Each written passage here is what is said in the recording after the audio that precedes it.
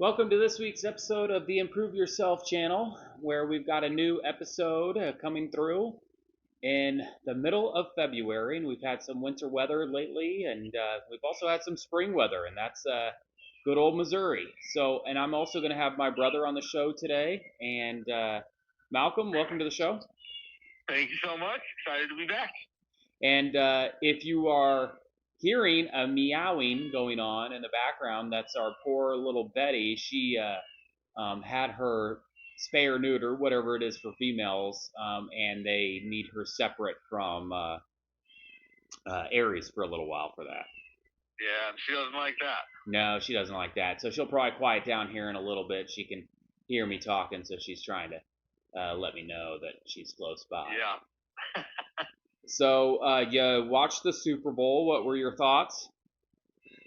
My thoughts were another Kansas City win, another part of Pat Mahomes' legacy. I don't know why next year I'm not going to bet against anyone against Pat Mahomes. Yeah. So I think he's earned that status. You just don't bet your money against him. We've no talked matter what. we've talked before about this on the show, but my brain works on this negative universality thing, or maybe we just talked about it in person. But basically, some people like to bet that the same thing is going to happen again. Like the Chiefs have won twice in a row, so the going bet would be that they do it again.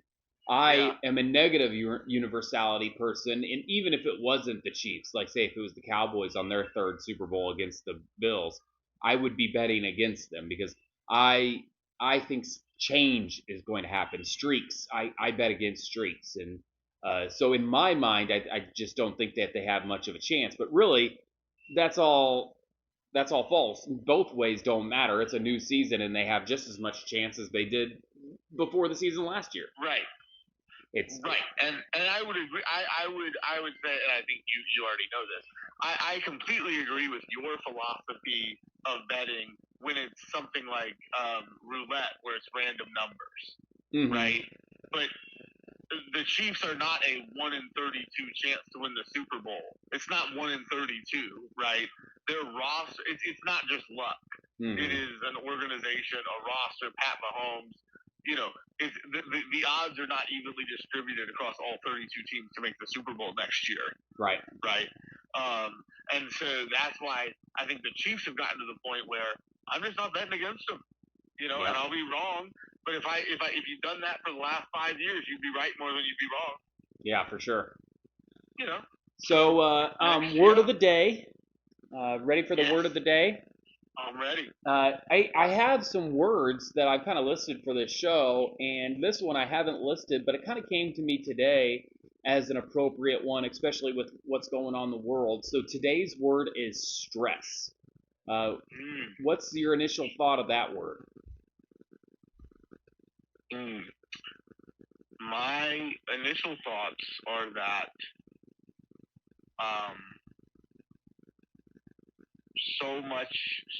so much of stress is caused by ourselves. In other words, so much stress comes from me thinking about something that hasn't even happened yet and may not ever happen, but I feel stressed about it because it could happen. And no one else has put that on me. It's just something that I feel that I have created.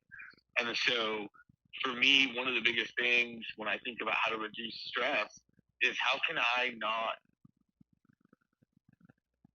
plan for the future so much? How can I not worry about things that haven't happened yet? How can I be more present in the moment? And so for me, reducing stress is there's always going to be things like your job or school or something like that that is stressful. But the question is, are you overburdening yourself with stress in addition to the regular day-to-day stress? Does that make sense? Yeah. And for our listeners, obviously this is the very root of this show is two average guys that haven't figured it out yet. But I would contend of all of our subjects, me and you are relatively good at handling stress when you look at all the statistics that I'm about to lay on us here. I mean, we're both relatively chill and not very stressed out people with relatively stressed out lives. I think anyone could look at our lives and say we have good excuses to be stressed, Yes, um, absolutely. but we aren't stressed to a point where it's affecting our lives. So we'll go into a few strategies that I do to deal with my stress, Yeah, and we'll go into a few strategies that you do to deal with your stress. yeah, And we'll also talk about positive and negative stress in this show. So yeah. so let's go. I always say the positive spin on our word, or the negative spin on our word if it's more naturally a positive. Stress is obviously a naturally negative word, Right. because how you relate stress usually is something that's hurting you or pushing you, or just making you overthink, or and there's even like biological scientific responses that your body does when it's under stress, and usually 9 times out of 10 research has shown that these stresses, especially mental stress, can lead to health problems down the road. So the question is, what is good stress? And good stress, for the biggest example, would be when you work out your body. You're stressing out your muscles, you're stressing out your cardiovascular system. They even call a medical test, as a nurse, I know this is called cardiac stress test, where they actually have someone walk on a treadmill to see how their heart handles that stress. And it's so working out, exercise is a stressor to your body, yet it has a bunch of good health benefits. So we know Right. that some stress can be good, and we know a lot of stress can be bad. So managing stress, there's a lot of strategies as far as managing stress, of picking the right stressors to kind of help you de-stress. Hmm. Yeah. So a deep dive on that is recently I have started a new thing with my reminders list, and I've talked about in my previous shows about my reminders list, and telling my brain to do something that's relatively easy every single day. We've talked about the small habits. Well, I just started a new thing, and it's been going for about a week, where I have a task that pops up at 8 o'clock in the morning on my reminders tab. Okay, Okay. and that task says pick out a task for tonight. So it's scheduled at 8 o'clock, and so then it'll give me a one on my reminders list that I have something to do. Now it doesn't just give me a one. I wake up at 8 a.m. and I've got five. So my five right now are read my devotional, right? Add a new Okay. task for the evening, core workout, um, and I'm missing a couple here, but so basically a five pulls up, and then once I do that task, say I add a task for the evening, I'm going to complete that add a task for evening. But when I add the task for an evening, I set it at 5 p.m. so that number goes away, and I can work down to zero. Gotcha. So does that Okay. make sense to you? Yeah. What I'm doing? Okay, Yeah, I so understand. Yeah. that can be applied in a multitude of different facets as far as what you're trying to get done that evening. For me, my fitness and everything is right on point. I'm having no problems with my fitness. So one of the things that I'm stressed out about is the things that are building up at home that I have to do, whether it be pay taxes, or sign Kim up for this, or sign Joshua up for this, or all my kids are doing all these different things. Am I spending enough time with them? Am I, distracted so much with work and so much with my fitness? Am I making the time for them? So one of the tasks that I added a couple times was just read a book to Emily and read a book to Audrey, and that was the Yeah. task that Yeah. I put in for 5 p.m. that night, and then completed my added task that evening. Yeah. Yeah, I think it's great. No, I think it's a great strategy. So, Absolutely. I kind of want to, and these strategies, these things that I do, I don't want my listeners or anyone to think that that's what I want them to do. And I'm not saying this that I want you to do it. But the Right. point of it is that whatever your goal is, whatever you're trying to accomplish, should not, or at least the goal would be, to not add any negative stress. Okay? Right. Right. So for Yeah. instance, say if you got to get in shape, so I'm going to work out every day, right? Yep. Well, so then you have a stressful day at work, and you're like, man, I really want to stick to working out every day, but I don't have enough time to, get my kids and get them home and feed them, and if I do this, then bedtime's going to be delayed, and that's going to stress me out. I don't have my me time and everything like that. So this workout every day task is just not feasible, right? Right. Right. So to make it more feasible is you have to, now let's say if you do want to work out every day, like say if that's your task, right? You Hmm. you have to do it in a way where you get a notification, maybe for me it's a reminder to do this workout and be able to complete it in a way that doesn't affect your normal state of life, like your normal routines and stuff like that. So for Right. me, and very few people can do this, I'm very blessed that I've found this and I've started doing this, but I work out every day during my lunch. That's my lunch time, and it's very rare that I don't get a lunch at work. And so therefore, when I'm sent to lunch, I go do that, and I do it without even thinking now. I've gotten so routine with it. Right. There's no thought of, maybe should I take it easy and eat lunch today. It is like boom. Once Angie sends me on lunch, I am dropping my stuff, taking my scrub top off, and I'm going to the gym. Like it's not even a thought anymore.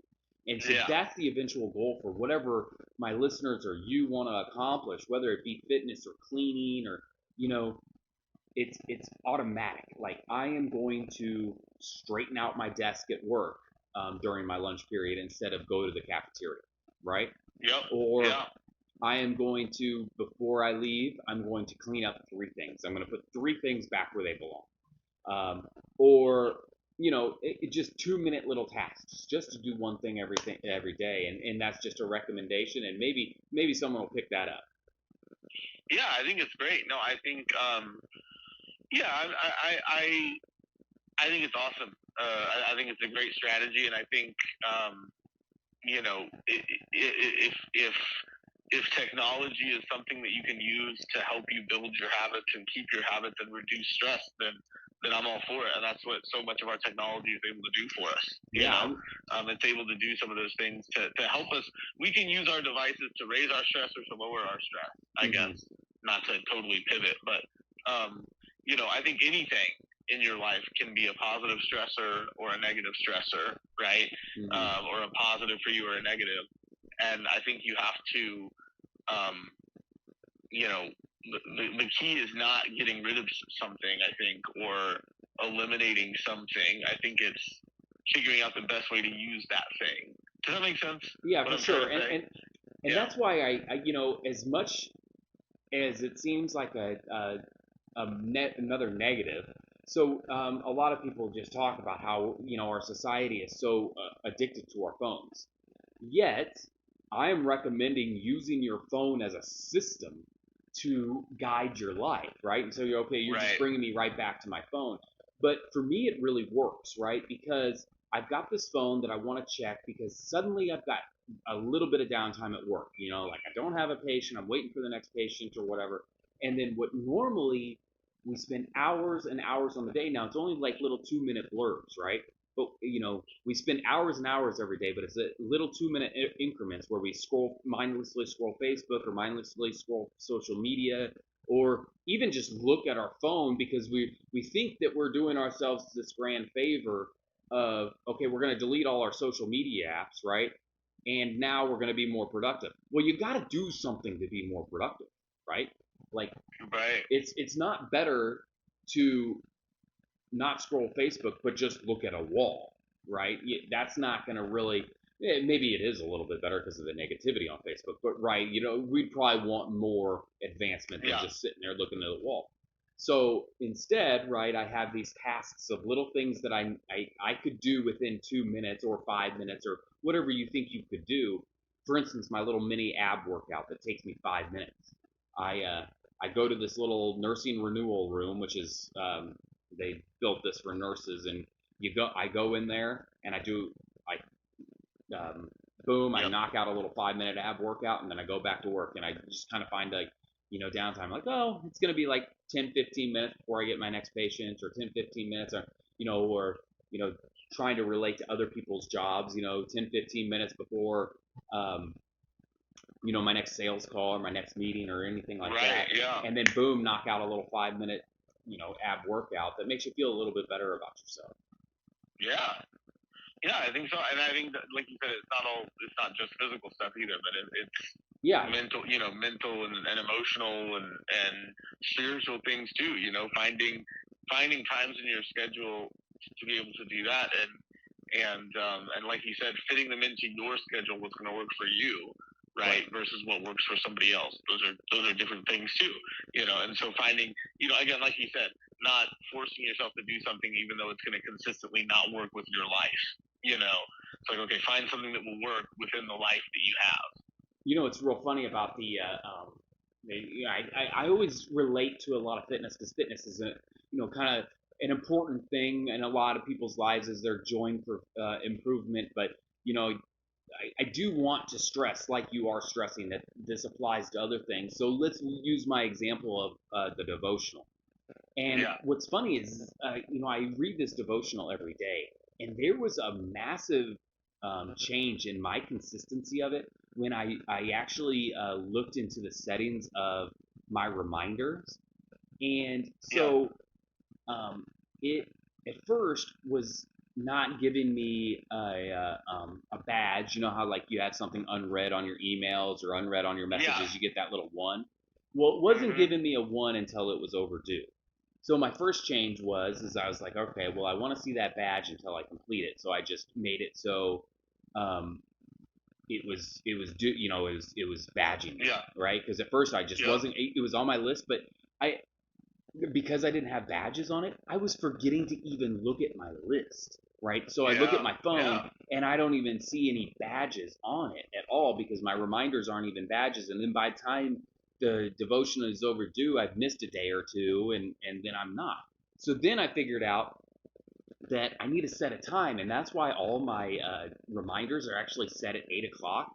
So then, whenever it's 8:01, suddenly they're all overdue, and they all pop red, and I get the badges. So as the day goes on, I complete those tasks off because they're all reds, and I'm trying to get my phone to where there's no badges on, right? And that's interesting. yeah, and so another thing I've really been studious about doing too is like if I do have any social media apps, which obviously I'm trying to limit those as much as possible, and I do have them, especially now that I've started this. I don't have those give me badges, and I turn off the notifications on all my other apps so there's no other badges besides the ones that I want badges that I want. I want to attack this app. So people get overwhelmed with the badges. Sometimes they don't clear their badges, or say they have 1,000 emails. Well, I don't have my emails give me badges. So if I have 17 unread emails, my email down there does not say 17. There's no badges. There's no notification for my email. If I want to check my email, all that for every app, right, I'll click into my email and I'll see that I have 17 unread emails. But it doesn't have a badge on my phone. So my phone looks very nice and clean, except for my reminders app has a 5, then a 4, then a 3, then a 2, and then a 1 until I get. And so one of my reminders too that starts at 8 o'clock is journaling, and my journaling has just been so consistent now because I want to get that badge done. And just showing up is so important. Like sometimes there's days where I don't feel like journaling, but then I just start writing and I get something valuable out of it. And some days it's real easy, and I journal really well. But and some days, I don't feel like doing the ab workout. It feels kind of a grind. But then once I get into it, I finish it and I feel better afterwards, right? That's kind of the goal. So let's go back to stress real quick. So the positive and negative stresses that we're on here. It would seem like, right, since we said that exercise is a positive stress on our body, wouldn't stressing out our brains bring some positive impact? Or can you give me an example of maybe a situation where stressing out our brains does bring out positive impact? Well, I think when I think anytime you're challenging your brain is similar to exercise, right? So when you do things like a crossword, even, or a brain game online or something, when you're doing these things that engage your brain, engage you cognitively. I guess the first thing I'm thinking about is like puzzles and like learning, like we talk about like cognitive aging games, and those things are designed to like get if they were all so easy that you didn't have to think, it wouldn't be doing its job, right? The way it works is you get questions that are challenging that you have to think through, and your brain practices thinking, um, in that way. So I think that's just one example of positive, again, like positive stress, like exercise. Yeah. But for the brain, because your brain just learns from experience, learns from answering questions. Right, and I feel like a common thread in that, whether it be we're stressing out our brains because we want to go to college and learn, right? Or we're stressing our brains out because we want to do a crossword puzzle, or we're stressing our brains out because we want to socialize with other people and converse, and that stresses our brain out because we become more social, right? These are all choices, right? We are choosing to engage in this situation, right? Yeah. Same thing with exercise, right? A lot of times, um, stress and exercise is self-induced. Like I go to the gym, or I choose to do a 30-minute workout, or I choose to take the stairs, I choose to go on a walk. These stresses are good, but you also see physical stress that is negative, where it's not that person's choice, but it's like part of what they feel like they have to do. For example, someone's shoulder going out because their job demands so much lifting, day-to-day wear on their shoulders, and we have people's backs going out because of their jobs or something like that. This almost negative physical stress. So your back isn't Right. getting stronger whenever this negative physical stress comes in. It's a stress that's coming at you that you can't control, or if you can control it, you're doing it because you want the money, right? You're doing a job, but the stress is coming at you. Yeah. Or a physical stress would be a fight, like someone attacks you, and then you're using all your physical force to defend that, and then you have injury. Injury is probably not good stress, right? Breaking in your ACL is probably Yeah. not good. Yeah. There's no real advantage to that. So again, so much of our good stress is chosen, and so much of our negative stress is what happens to us. So it, if we are going to choose good stressors, that's good, but it's actually not just choosing good stressors. We have to figure out how to avoid the bad stressors. Yes. And Well, so, and I think one of the things you just said that seems to me, I'm trying to think of maybe if there are counterexamples, but it seems like one way we can think about positive stress versus negative stress is, was it your choice? Because typically when I have made the choice to put my brain or my body under this stress, like an exercise, that's positive stress, right? I'm in control of it. And if it gets to be too much, I can stop it. And then we can say most negative stress is the whole reason it's negative is because it's out of your control, right? Whether it's physical, somebody fights you, or you get in an accident, or mental, right? Where you're suddenly given this situation that's causing you to have headaches because you're thinking so hard. It seems like one common denominator there is choice. exactly. So what this all comes down to, and as far as like going back to the improve and just trying to help out our listeners and maybe giving our listeners something good to glean from this podcast, is that as far as your life, you want to make your life as systematically easy as possible so your things aren't stressing you out as you go to work, as you go to school, as you take care of your kids. How can you make your life environment easier where stressors aren't happening to you? We've talked about Yep. like prepping your clothes before the next day at work. Like, so, the morning is a lot of times really stressful for parents. They're trying to get their kids ready, they're trying to get themselves ready. What can you do the night before to prep for that? As far as taking care of your kids, what are you doing to prep, for the evening, prep for whatever bad, things that are going to happen to you? And what can you do to prep for those things? Is it a reminders list to kind of keep your brain intact of all the things you have to remember? Every single time you have to do something that you're putting off till later, are you making a mental note of it, or are you actually making a real note that will come at you and tell you that you need to do it instead of forgetting it, right? Because how much stress am I under, like I said earlier in the show, of all these little things that I got to sign up for Tim, Joshua, and stuff like that. If I put it in my reminders and make a date of it and make it come at me, there's less stress. I know that I will attack that reminder when it badges up at me, and on my phone I've got a notification here that says sign Joshua up for T-ball. Then I will do that thing, or at least one thing I've been doing too is clicking on it and just setting it for tomorrow, because I can't do it today because the T-ball organization is closed. Yeah. Maybe they open up tomorrow, so I set it for the next day. Or even like doing my taxes. The TurboTax said that they weren't accepting the forms that I was trying to submit yet, and it'll be available on February 17th. So I set a date on February 17th to do that. Yep. So all little tips, all little things to we talked about dealing with stress, and I think the biggest thing that I do to deal with stress is anticipate things that could be stressful, and how do I avoid those stressful situations by either planning or avoiding those stressful situations. Yep. So anything you want to add to that before we go?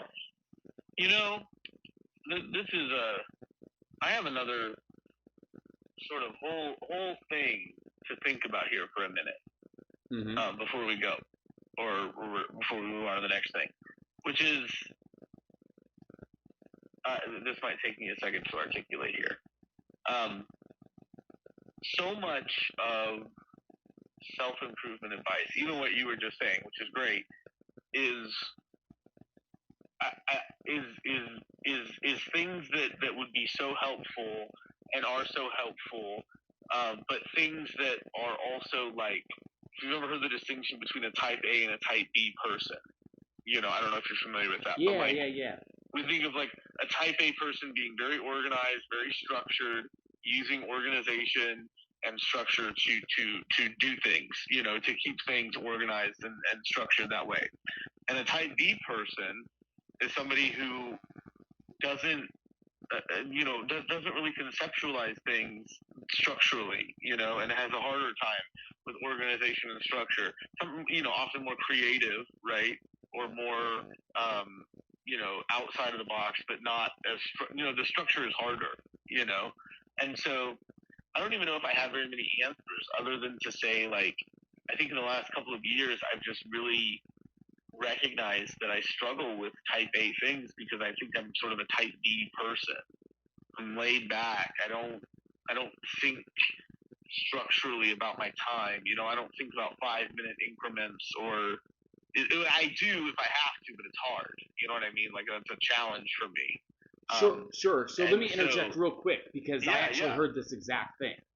Yeah. And so everything that I'm telling you to do, or not you do, or everything, this is for those creative people. Because all of these like reminders and stuff like that, there's people like Kim, they're like, I don't need that stuff. Because she's so type A, or someone that's type A, they're so structured and stuff like that none of this stuff stresses them out, because they are already organized to a T, right? It's the unorganized people that need the reminders. I'm actually probably more type B than you think I am. But the thing is when my life is falling apart because I'm so type B, I want to fix those things. Yeah. Right? So it's kind of like an excuse, like, I'm not going to keep a clean house because I'm type B and I just love to be creative in my own mess. Well, no, that's not the answer. You just have to do more work to it and you have to work on yourself more than someone that's naturally clean. Same thing with fitness. It's not, I'm just a lazy type person. I'm just not going to be fit. I'm just going to give up. And then you have people that are just naturally fit. When they never, like, for me, that's probably not something I have to work on very much, because I'm naturally fit. So I'm not going to have to put a lot of reminders in to keep my health right. It's someone that is naturally and identifies as someone and is that personality that is more laid back, more chill, that has to do the interventions to create the things that they want. Now, if you're saying that I just don't want those things, and you identify as someone that I just want to be unhealthy. I just want to be unhealthy. I just want to be dirty. I just don't want those things. That's a different thing. Now, if you're saying my personality is such that I struggle on those things, well, these interventions are the things that you need to do to guide you to be more like that so you can achieve those things. Does that make sense? It does. It does. No, I get what you're saying. I agree. Yeah, and I don't know. Yeah, I agree. And at the end of the day, you just got to decide too what's important to you. Now, if you got to prioritize, but if someone's going to come to me and say, I want to be physically fit, but I think I can't be physically fit because I'm just my personality is lazy, or I want to clean my house, but I'm just not a clean person. Well, okay, you're making the decision that you don't want to improve yourself in that way. I'm not a clean person, but I've gotten cleaner because I have done things to intervene to change my personality, to change myself into someone I'd rather be. And if you don't want to make those changes, then the interventions are against your personality. They're harder for you, to do. Yep. And you also have to make sure, because I talk about this with my students, where we talk about, you have to make sure that also the changes that you're making and the lifestyle that you want to live, that it is the lifestyle that you are choosing, not what you think others want you to choose. For sure. Like make sure just have the confidence, and they always say, like, for example, losing weight, it's like they say the people that really succeed at losing weight are not the ones doing it for their spouse or for their, even for their kids. It's the people who are doing it for themselves. Yep. It's the people who are doing it not for anyone else, and they're not doing it because somebody else thinks they should or they think they have to for somebody else. They're doing it because they have gotten to a place where they want to change themselves. Right. And with that, and that should be true with any sort of like thing that you're, any task that you're trying to improve at, or maybe, or whatever your resolutions are, however you want to get better, like just having that same mindset, right? Yeah, if you want to change yourself, I'm improving for nobody else but myself. Right. If you want to change yourself, you've got to change yourself. And you've got to pick the thing that you want to change. And it's not everything. Like if it's being more organized, but you don't care about your fitness, well then change the organization and not the fitness, right? Or say if you don't care about whether your house is clean, but you'd rather be a little fitter. Well, then your tasks that you add during the day or the little things you want to do to guide yourself to make it easier for yourself would focus on fitness and not cleanliness, right? Because if you just identify as someone that, having a clean house isn't really important to me. I'm not going to stress myself out doing those things because it's not important to me, but it is important to me to have some health. So I'm going to do those things and exactly find a way to do find what works for you specifically to do those things. And I feel like even though it is more easy for type A personalities to do, finding a structure, whether you're type B or type A, finding a structure of actually doing something, no matter what your personality, and it is harder for type B personalities or whatever type. I'm not really sure if I'm mixing up the letters, but you are right. Yeah. Even though it's harder, that's the thing that they need. They need to, if they see a bunch of type A personalities that are super, fit, and you want to be fit, well, maybe you need to take on a little bit more type A personality. Yeah, and work at it. So, yeah. All right. Absolutely. Well, I think I'm gonna have a drink and settle in for the night. It was nice talking to you. This is a very good show talking about stress and how we make our lives easier. And it is an Improve Yourself channel. So ideally, we're not having a lot of people that are just sitting there saying, this is me. I ain't changing. So, Right. Yeah, right. Right. But anyway, have a good night, man. And thanks for coming on the show. You too, bro. Anytime. All right. Sounds good. Talk to you later. Bye. Later, bro.